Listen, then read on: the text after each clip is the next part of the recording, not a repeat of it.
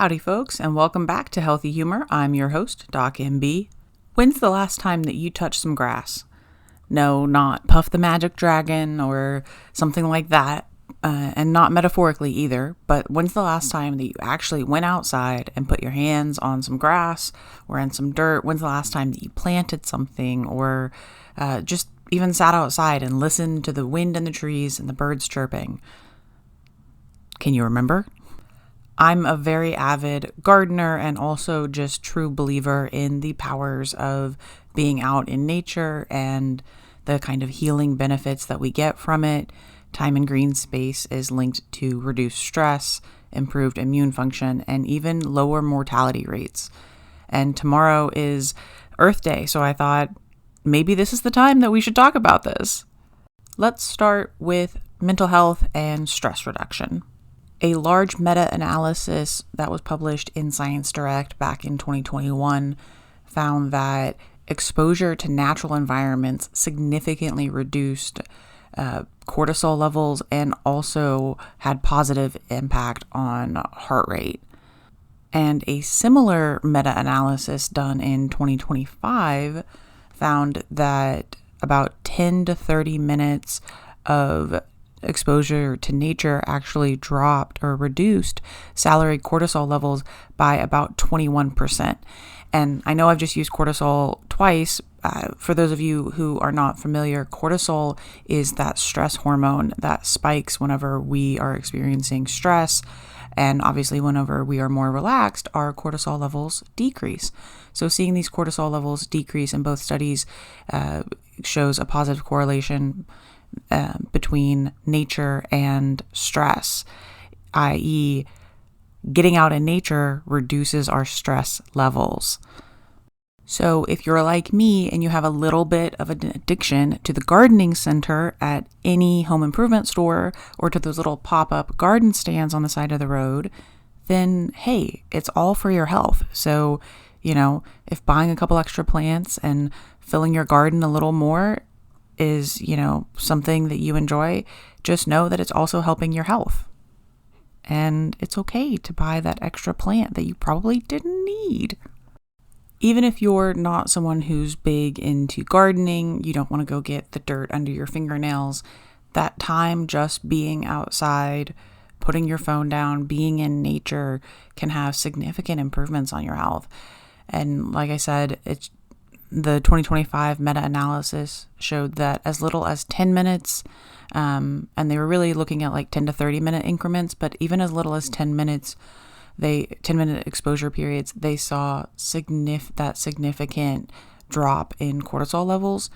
So, if there's a chance for you to go sit outside today, or really any day, but especially today and tomorrow with Earth Day being tomorrow, go do it. Take your lunch outside, sit under a tree, and just enjoy this good weather while we have it.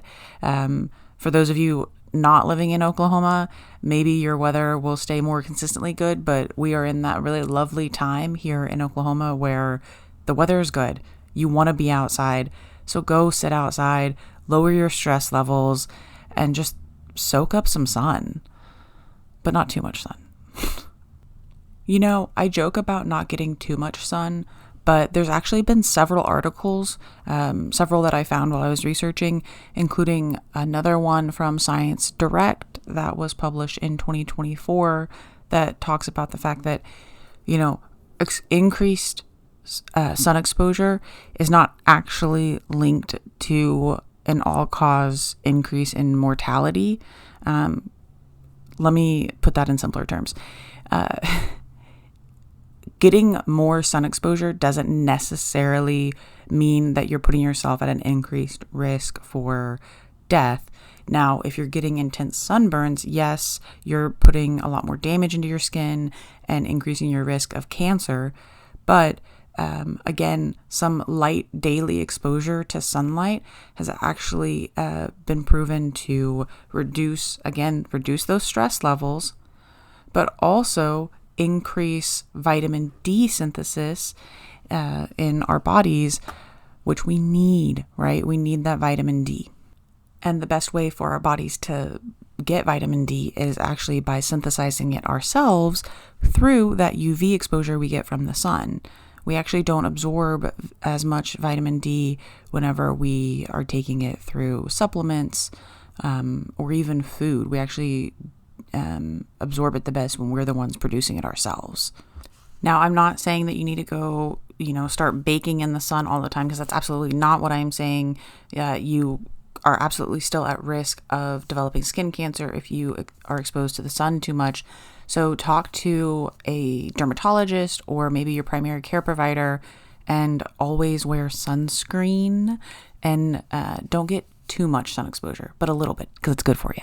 Whether you're a tree hugger or a grass toucher or a very avid gardener, I would love to hear how you're planning to get a little more in touch and just enjoy some nature today and tomorrow. So please feel free to, share a comment or email me how you decided to kind of embrace Earth Day this 2026. But I would also love to challenge those of you who maybe aren't normally tree huggers or grass touchers to get outside today and tomorrow and, figure out what your version of tree hugging might look like for you. For a lot of people, it's like I mentioned earlier, it's just sitting outside to eat their lunch.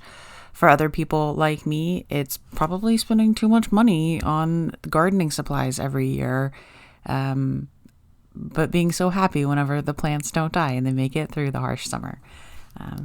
Regardless of whatever your method is, I would love to hear what you chose to do to celebrate Earth Day 2026. And with that, I hope everyone has a happy and very healthy day.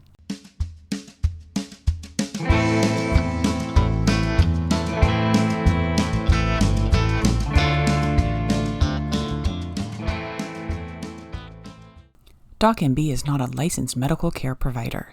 If you are concerned about too much sun exposure or considering making a lifestyle change to include more sun exposure, please consult with your primary care physician or a dermatologist. Also, DocMB is not a financial advisor and is not responsible for increased credit card bills due to excessive garden spending.